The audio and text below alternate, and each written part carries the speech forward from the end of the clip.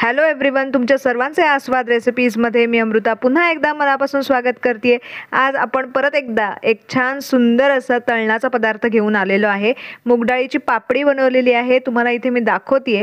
खूप छान झालेली आहे, अगदी कुरकुरीत अशी ही पापडी बनते। घरच्या घरी तुम्ही याचा आस्वाद घेऊ शकता आणि एन्जॉय करू शकता।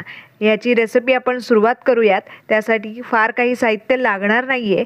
इथे 1 वाटी मूग डाळ घेतली आहे, सगळ्यांच्या घरात उपलब्ध असते, त्यामुळे मूग डाळीपासून अप्रतिम हा पदार्थ बनतो। दोनदा धुवून आपण थोडंसं पाणी घालून साधारण 1 तास भिजवत ठेवणार आहोत। 1 तासानंतर मूग डाळ छान भिजते आणि ही आपल्याला ह्याच्यातलं सगळं पाणी काढून मिक्सरवरती छान स्मूथ अशी पेस्ट तयार करून घ्यायची।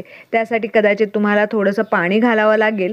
मी इथे 2 ते 3 चमचे पाणी घालून छान बारीक पेस्ट तयार करून घेतलेली आहे। आता यामध्ये जाणार आहे बाकीचं साहित्य। इथे लाल तिखटाची पावडर, थोडीशी हळद पावडर, त्याच्यानंतर जिरं आणि ओवा जो असतो तो घालून घ्यायचा आहे। ओवा घालताना आपल्याला हातावरती क्रश करून तो मग ह्याच्यामध्ये घालायचा आहे।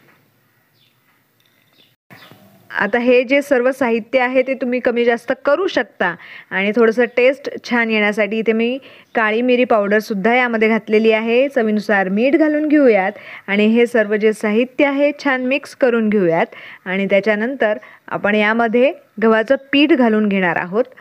अतिशय पौष्टिक अशी ही रेसिपी आहे आणि घरच्या घरी तुम्ही अशा पद्धतीचा स्नॅक करू शकता। आता 2 वाटी आपण इथे गव्हाचं पीठ घालून घेतलेलं आहे।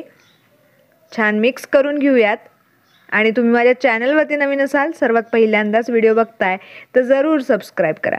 आता इकडे मी 2 चमचा रवाही यामध्ये ॲड केला आहे, तो व्हिडिओ शूट करायचा राहिला। 2 चमचे रवा यामध्ये घातल्यानंतर ह्या ज्या पापडी आहे त्या अजून क्रिस्पी होतात।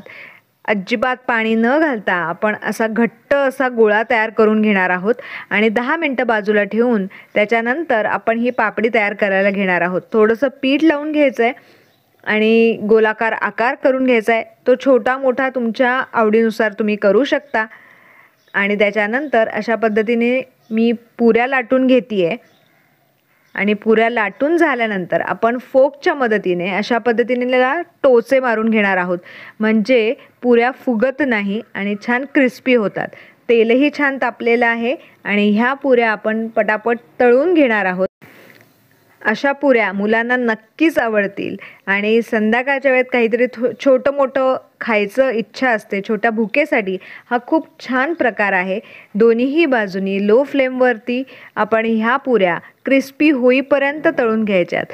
जर तुम्ही मीडियम फ्लेम केली तर ह्या पुऱ्या क्रिस्पी होणार नाहीत, त्यामुळे ही टीप लक्षात घ्यायची आहे। लो फ्लेमवरती अगदी क्रिस्पी होईपर्यंत दोन्हीही बाजूनी आपण ह्या पुऱ्या तळून घेणार आहोत। पुऱ्या तयार आहेत। कशा वाटल्या कमेंट करून सांगायला विसरू नका।